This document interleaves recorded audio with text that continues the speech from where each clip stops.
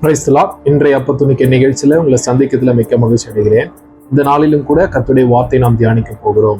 பாருங்க, சாலமோனுடைய ஆலயத்தை குறித்து நாம் தியானித்து வருகிறோம். அந்த ஆலயத்துல கிறிஸ்துவை பற்றின அநேக ரகசியங்களும் சபையை குறித்த அநேக ரகசியங்களும் இருக்கிறது. பாருங்க, இன்றைக்கு ஒரு காரியத்தை நாம் சிந்திக்க போகிறோம். வாங்க, உங்களுக்காக ஒரு வசனத்தை நான் வாசிக்கிறேன். 1 ராஜாக்கள் 6ஆம் அதிகாரத்துல 23வது வசனத்தை பாருங்க. சந்நிதி ஸ்தானத்தில் ஒலிவ மரங்களால் 2 கேருபீன்கள் செய்து வைத்தான். ஒவ்வொன்றும் 10 முழ உயரமாய் இருந்தது.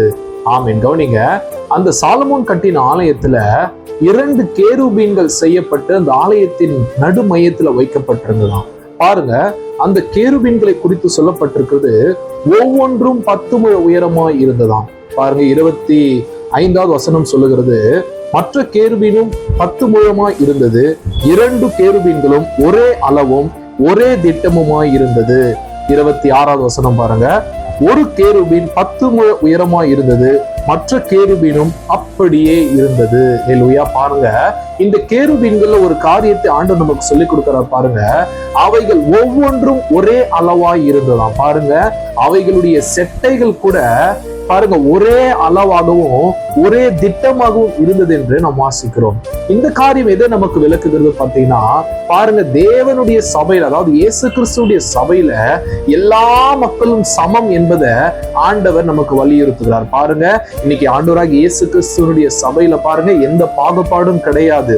அதுதான் கலாத்தியர் 3:28 பவுல் சொல்றார். பாருங்க, யூதன் என்றும் கிரேக்கன் என்றும் இல்லை, அடிமை என்றும் சுயாதீனன் என்றும் இல்லை, ஆண் என்றும் பெண் என்றும் இல்லை, நீங்கள் எல்லாரும் கிறிஸ்து இயேசுவுக்குள் ஒன்றாய் இருக்கிறீர்கள். அல்லேலூயா. பாருங்க, சபையில ஆண் என்றும் பெண் என்றும் கிடையாது. இன்னைக்கு கர்த்தர் பெண்களையும் எடுத்து கர்த்தர் பயன்படுத்தி கொண்டிருக்கிறார். அல்லேலூயா.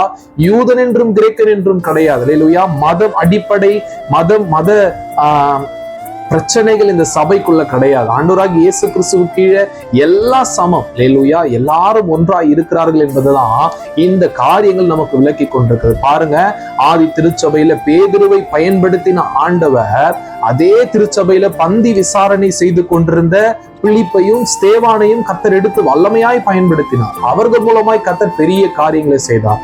இதற்கும் மேலாய் பாத்தீங்கன்னா, மகா பிரதான பாவி என்று தன்னை குறித்து சொல்லுகிற அப்போஸ்தலனாகிய பவுலையும் எடுத்து கர்த்தர் பயன்படுத்தினார். ஹல்லேலூயா. இதை கேட்டுக்கொண்டிருக்கிற கர்த்தருடைய பிள்ளைங்களே, ஆண்டவர் உங்களையும் கர்த்தர் பயன்படுத்துவார். பெரிய பெரிய தேவ மனிதர்களை பயன்படுத்துகிறது போல ஆண்டவர் உங்களையும் பார்க்கிறார். உங்களையும் அதே அளவாகவே கர்த்தர் வைத்திருக்கிறார். கர்த்தர் தாம் உங்களை ஆசீர்வதிப்பாராக.